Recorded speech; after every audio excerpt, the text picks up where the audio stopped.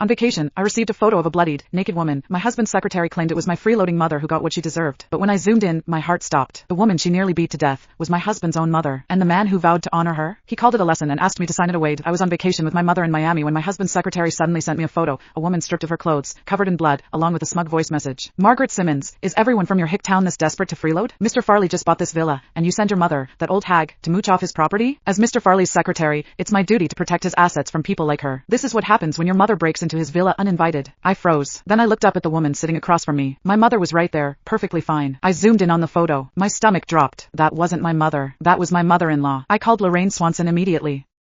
Lorraine, have you lost your mind? That's Elmer Farley's mother. Lorraine couldn't have sounded less concerned. Mr. Farley already told me, your mother is your mother, and his mother is his mother. He's never considered your mom family. She hung up before I could say another word. I didn't waste a second. I booked the earliest flight out and rushed toward the airport, dialing Elmer Farley's number on the way. Elmer, your mom is at the new villa. Lorraine beat her. You need to get over there right now. Enough. I know what you're going to say. Elmer cut me off, his voice flat and cold. Frankly, I think Lorraine taught her a lesson she needed. I couldn't believe what I was hearing. What did you just say? He let out a sigh, as if I were the unreasonable one. Margaret, we may be married, but your mother needs to learn some basic boundaries. She can't just use the fact that you're my wife to squeeze every benefit she can out of me. My pulse hammered. You've got it wrong. She's your... I said enough. His patience snapped.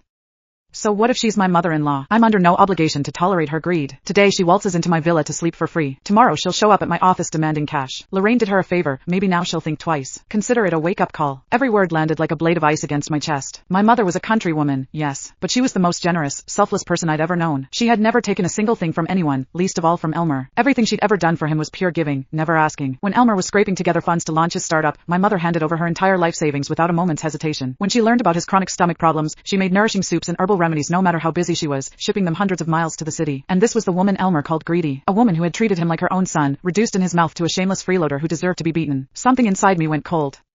When I spoke again, my voice was quieter, stripped of urgency. Elmer, she's hurt badly. I'm telling you, send someone to get her to a hospital. After all, she raised you. That wasn't easy. He exploded. What is wrong with you, Margaret? When has your mother ever raised me? No wonder Lorraine couldn't help herself. With a daughter like you, your mother had it coming. My own mother is about to fly back from overseas. I'm planning a surprise homecoming dinner for her. I don't have time for your nonsense. The line went dead. On the way to the airport, I saw that Elmer had posted on social media. Just one line. Mom's coming home. I can finally be the son she deserves. I tapped the like button in silence. A quiet curiosity stirred in my chest. When he found out it was his own mother Lorraine had beaten half to death, what would this devoted son do then? By evening, I arrived at Elmer's hilltop villa.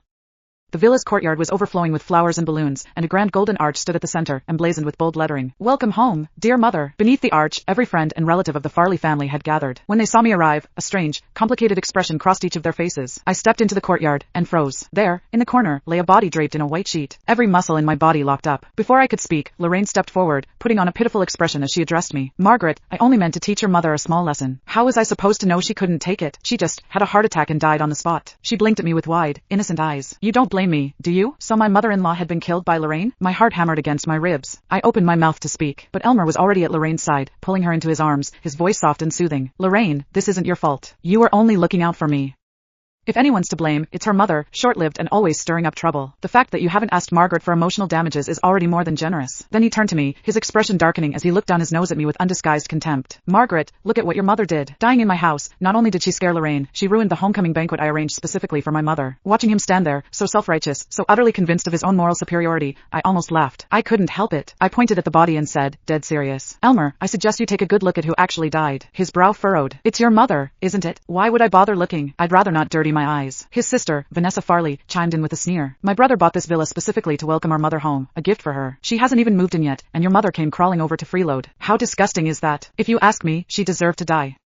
At least now she won't be out there embarrassing everyone. Did you really think that marrying into the Farley family meant your whole clan could ride our coattails? With both Elmer and Vanessa firmly on Lorraine's side, the rest of the Farley circle fell in line one by one. Exactly. A mother-in-law who mooches off everyone. She was a parasite even when she was alive. This time she only humiliated us in front of family. Next time it could be in public. Imagine how people would laugh at the Farleys then, right? People who didn't know better would think the Farleys were raising a family of beggars. Honestly, Secretary Swanson handled this perfectly. Consider it a permanent solution for the family. In an instant, the entire courtyard was singing Lorraine's praises, as if the woman who died at her hands had been some unforgivable criminal, and Lorraine was the hero who'd rid the Farley family of a plague. Lorraine shot me a smug, triumphant glance. Then, in the very next breath, she turned to Elmer with a timid, trembling voice. But Mr. Farley, The person who died is still Margaret's mother. What if she comes after me? Elmer gazed at her, his eyes brimming with tenderness. Don't worry. As long as I'm here, no one will ever hurt you. With that, he had someone draft a liability waiver on the spot and thrust it in front of me. Margaret, your mother was in the wrong first. Her death is her own bad luck. It has nothing to do with Lorraine. Out of respect for the fact that we were once husband and wife, I won't pursue your mother for trespassing on my property and dying here, disrupting my mother's homecoming banquet. But you will sign this waiver. You will guarantee that this matter ends here, and you will not make trouble for Lorraine.